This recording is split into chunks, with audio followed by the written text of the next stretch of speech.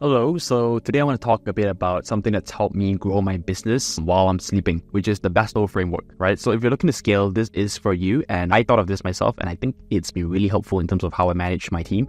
So I'm going to keep it real now, right? This isn't about working 24/7, grinding yourself out into a burnout. It's about working smart. It's about building systems. It's about creating a momentum for your team to make sure that it grows even without you actively involved, and to make sure that you know how to think when it comes to delegating the task or planning the strategy in terms of where you're going next with your company. But first, you need to ask yourself one question, which is, what is your one thing, right? Start with that, because every successful business I know does one thing really well. Think about Coca-Cola, right? They started with just one product, which is a drink. And today, they've scaled into a multi-billion-dollar empire by doing variations of that one thing. So for me, in my coding school business, my one thing is simple. It's helping students learn a new skill, whatever it is, in 3 months and get them employed within a month. That's it, right? So everything else in my business branches off from that, because that is my core focus today. So what's the one thing that you have that your business can own? Once you figure that out, the BESTO framework will help you build around it. So let's dive into it. BESTO, what does it stand for?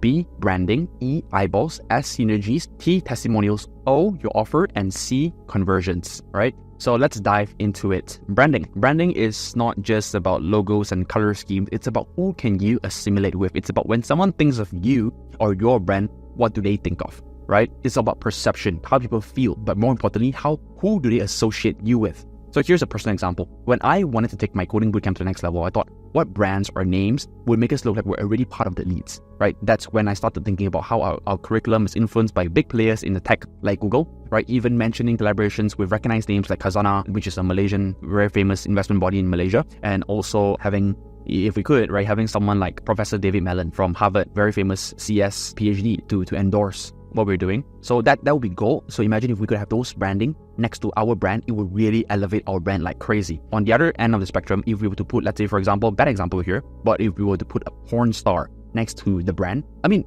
yes, it could be branding, but it's going to signal a different type of branding, which isn't the type of branding that I want, right? So branding is so much more than that. My color at this point doesn't matter anymore. And the way my logo looks doesn't matter anymore. Don't worry if you're not connected to the big names yet, right? Think of smaller, credible figures that you can start building upon first and slowly go on, right? If you're selling a product, can you get influencers in your niche to talk about it, right? The key here is don't wait for permission to associate. You don't need a signed contract with a big company to say that, your work is Google or whatever, right? If it's true, just own it. So start small. You don't need the global brands right away. I've seen businesses thrive by just getting local respected figures one by one, right, on board, and work your way up on the credibility ladder. Obviously, on day one, you're not going to be able to work with someone like Donald Trump, for example, right? You need to start small and reach out to people that you respect, offer them value first, and slowly build those associations over time. And next thing would be E. How can we show our offerings to as many people as possible? So you know what's better than a great product? A great product that people actually know about. Getting eyeballs on your business is a complete non-negotiable, because no one can buy from you if they don't really know you exist, right? So when I first started,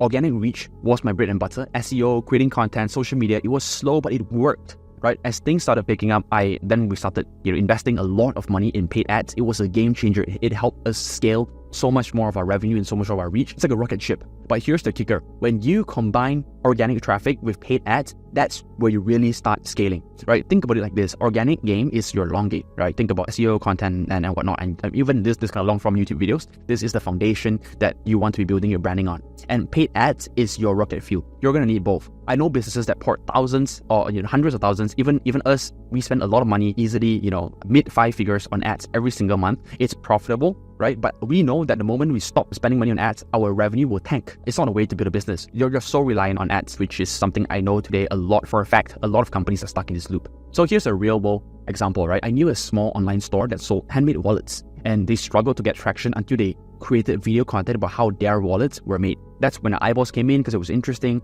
Then after that, once they found out what is the type of content that people enjoy watching, then they started running ads targeting people who watch those videos, and conversions skyrocketed from there. So long story short, build awareness first and then pour gasoline on the fire, which is like you running ads on your very good organic content. So how do you strengthen this? What you can do is you can invest in content that tells a story. And this isn't just about having the most polished production quality, right? People connect with authenticity. Document your process, show behind the scenes stuff, make people feel like they're part of the journey, and don't give them things that they could already ChatGPT easily, right? Give them an experience, right? So ads are a great way for driving short-term traffic, but content is the only way you can build loyalty over time. Alright, so we're done with B and E. Now we're going to move on to S, synergies. How does our ecosystem tie together? So this is where a lot of businesses hit a wall. They're doing things, but those things don't really connect. You're running paid ads, but you're not fitting into organic strategy. You've got a great product, but it's disconnected from your entire marketing message. So I realized early on that everything needs to be part of a system. In my bootcamps, students don't just finish the course and disappear.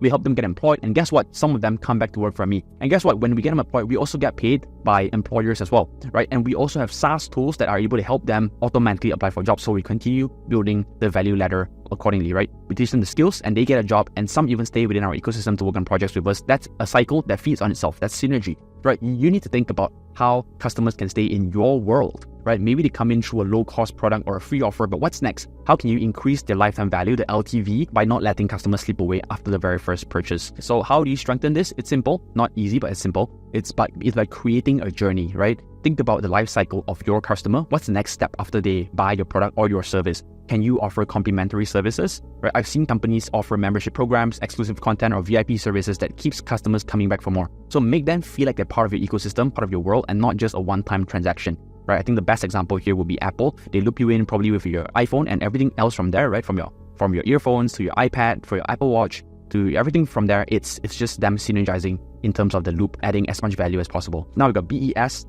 Now the next one will be T. T stands for testimonial in my dictionary, right? How can we showcase the work that we've done? So simple, just think about it. If we had 1,000 success stories of people landing a job in 3 months after learning the code with us, I think it speaks word. It's a very strong signal to new people that these guys are legit. They're not screwing around. They know what they're doing. So testimonials are like your silent salespeople. They're proof that what you do works. But here's the thing. Not all testimonials are created equal. It's one thing to have a customer that say, I love your product, and another to have someone credible say that this transformed my business. In my bootcamp, I don't just collect testimonials from students. I make sure to collect them from CTOs or reputable companies who has hired our graduates. So we combine them, right? That's where the real power is. If a company says that our students are amazing, that's all the proof that we need to convert more leads, right? Because imagine if Google's CTO are saying that Sigma School graduates are great. I think it's a very strong selling point to a lot of potential students who wants to join us, right? So here's an example. A software company I knew took this to the next level by getting video testimonials from high-profile clients. They didn't just say, this software is great, right? They talked about how it improved their business,